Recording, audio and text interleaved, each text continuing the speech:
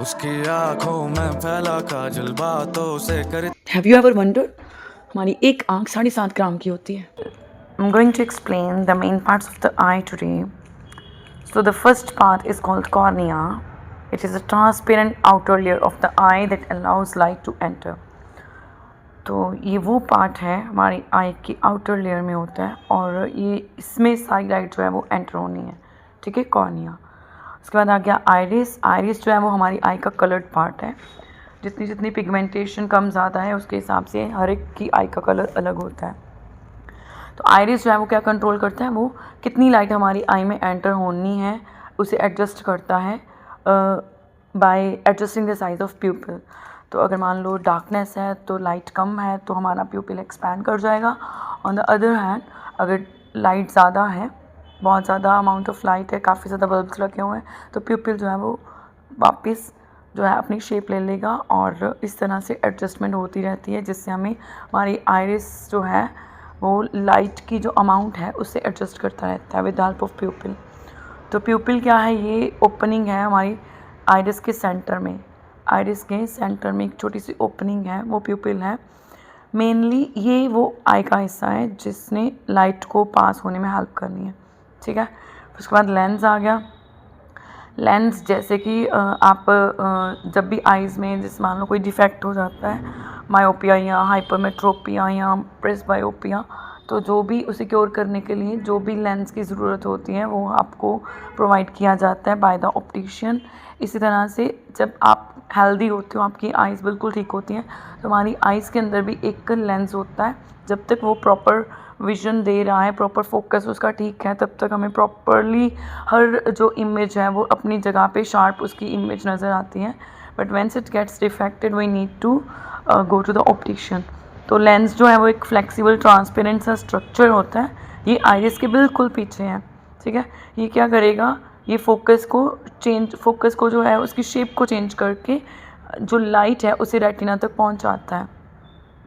ठीक है, लेंस क्या करता है, ये फ्लेक्सिबल ट्रांसपेरेंट स्ट्रक्चर होता है आइरिस के पीछे. और ये जो है, ये जो शेप है जिस भी चीज़ को हमने देखना है उसकी जो शेप है वो फोकस करके हमारे रेटिना तक पहुंचाता है. ठीक है, उसके बाद रेटिना क्या है, रेटिना हमारी आई का इनर मोस्ट लेयर है. और ये क्या करेगी, ये जितनी भी लाइट हमारी आंखों में पड़ रही है उसे इलेक्ट्रिकल सिग्नल्स में या इलेक्ट्रिकल इम्पल्सिस में कन्वर्ट करके हमारे ब्रेन तक ट्रांसमिट करती है कि ये हमें इमेज नज़र आ रही है. ठीक है, तो जैसे हमने किया था, जो मान लो ट्री है वो है सीधा, बट जब उसकी इमेज बनी है, बिकॉज इन 10th क्लास में आप जब लेंसेज वगैरह करोगे, मिरर्स वगैरह, तो आप करोगे कि जो लेंस है उसमें जितनी भी इमेजेस बनती हैं बिकॉज हमारी आइज़ में जो लेंस है ये इन्वर्टेड इमेज बनाता है. अगर हमें ट्री सीधा नज़र आ रहा है तो पीछे जो इमेज बनी है दैट इज़ इन्वर्टेड, वो उल्टी बनी है. तो वैसे ही वो सेंड होता है मैसेज ब्रेन को, ब्रेन उसे उल्टा ही देखता है. ठीक है, उसके बाद मैक्यूला आ गया. मैक्यूला एक नई टर्म है. दिस इज़ एक ये वो पार्ट है, वो एरिया है रेटिना के सेंटर में जो हमारे जो फाइन डिटेल्स, हर एक चीज़ की फाइन डिटेल्स, जैसे सामने कोई भी डिज़ाइन है, कुछ भी है, तो उसकी एक एक डिटेलिंग को जो देखेगा वो है मैक्यूला. नॉर्मली हम एक इतना चीज़ को ब्रॉडली देखते हैं, इतना माइन्यूटली देखते नहीं हैं. तो अगर हमने मान लो डिटेलिंग देखनी है तो हमारी आई का मैक्यूला जो वो एक्टिवेट हो जाता है. तो हमें वो चीज़ जो है उसकी डिटेल में हर एक चीज़ नज़र आती है, कहाँ से वो कार्व्ड है, कहाँ से उसकी शेप कैसी है, वो सब. लास्ट पार्ट हो गया इसका optic nerve. Yes, optic nerve जो है वो एक ऐसी नर्व है जो इलेक्ट्रिकल सिग्नल्स को रेटिना से लेकर ब्रेन तक पहुंचाती है. बिकॉज सिग्नल्स रेटिना तक गए, उन्हें पता चला कि यहाँ पे इस तरह की इमेज है सामने, तो ये काम नैनो सेकेंड्स से भी कम टाइम में हो जाएगा. तो इतना टाइम लगता नहीं है जितना मुझे बताने में लग रहा है. ठीक है, इसके अलावा कुछ इंपॉर्टेंट स्ट्रक्चर्स हैं जैसे स्कैलरा, कोरोइड, विट्रियस ह्यूमर और एक्वस ह्यूमर, ये भी सुन लो.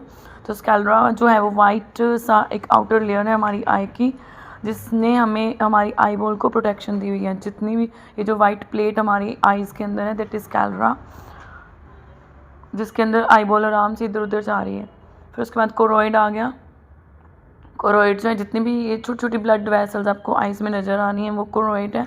वो स्कैलरा और रेटिना के बीच में है और इससे हमारी जो आइज़ है उन्हें ऑक्सीजन जानी है, जितना भी हम खाते हैं, जैसे विटामिन ए चाहिए होता है आइज़ को, जितने भी न्यूट्रिएंट्स हैं वो सारे आइज़ में थ्रू दीज ये जो कोरोइड है, जो छोटी छोटी ब्लड वेसल्स हैं, इनके थ्रू ऑक्सीजन जाएगी, साथ में न्यूट्रिएंट्स जाएंगे। फिर 2 तरह के लिक्विड्स हैं हमारी आँख में, एक विट्रियस ह्यूमर है, एक एक्वस ह्यूमर है। विट्रियस ह्यूमर जो है वो एक क्लियर जेल लाइक सब्सटेंस है। वो क्या करता है, ये जो हमारी आइज़ के आगे लेंस है और रेटिना, इसके बीच में जितनी भी स्पेस है, देखो लिक्विड होएगा तो आराम से आई मूव करेगी। जब आइज़ ड्राई हो जाती है तो फिर इचीनेस होती है। तो हाँ, एक और चीज़, जैसे मान लो आप जो लोग स्क्रीन टाइम जिनका बहुत ज़्यादा एक्सेस में, बहुत टीवी देखते हैं, बहुत फ़ोन देखते हैं, आइज़ ब्लिंक ही नहीं करते, तो उनका ये जो जेल है वो डिक्रीज़ हो जाता है उसका अमाउंट। उसकी वजह से हमारी आइज़ में जलन होती है, बर्निंग होती है, तो ब्लिंकिंग कम करते हैं जो लोग। लास्ट आ गया एक्वस ह्यूमर। एक्वस ह्यूमर भी एक क्लियर फ्लूइड है जो कॉर्निया और लेंस के बीच में जो स्पेस है उसे कवर करता है। रेटिना में 2 फोटो रिसेप्टर्स होते हैं, रोड्स एंड कॉन्स। तो रोड्स जो हैं ये क्या करते हैं, इनका काम क्या है, ये लो लाइट लेवल के लिए काफ़ी सेंसिटिव होते हैं और हमारा जो पेरिफेरल विजन है, यानी कि ब्रॉडली हमें जो चीज़ें दिखती हैं वो रोड्स के कारण है। रात को जो हम देख पा रहे हैं अंधेरे में भी थोड़ा बहुत, तो दैट इज़ नाइट विजन, या जो भी मूवमेंट थोड़ी बहुत डिटेक्ट होती है विदाउट बॉदरिंग, तो हमें जो पता चलता है कि कुछ चीज़ें मूव हुई हैं, they are the functions done by the rods. ठीक है, इनकी कैरेक्टरिस्टिक्स क्या है, ये बहुत ज़्यादा होते हैं, जैसे 120 मिलियंस होते हैं हमारी आंखों में रॉड्स। और जो ये है ये लाइट के लिए ज़्यादा सेंसिटिव होते हैं। कॉन्स जो हैं वो इतना लाइट को डिटेक्ट नहीं करते, जो रॉड्स हैं वो काफ़ी लाइट सेंसिटिव होते हैं और ये पूरे रेटिना के अराउंड घूम रहे होते हैं। और इनकी जो कॉन्सेंट्रेशन है वो मतलब वो काफ़ी ज़्यादा है हमारी, क्योंकि ज़्यादा है, 120 मिलियन है, तो इनकी कॉन्सेंट्रेशन काफ़ी ज़्यादा है। और हाँ, कलर्ड विज़न जो है वो जो भी हमें कलरफुल चीज़ें दिख रही हैं वो रॉड्स के कारण नहीं है। ठीक है, और इनका स्ट्रक्चर कैसा है,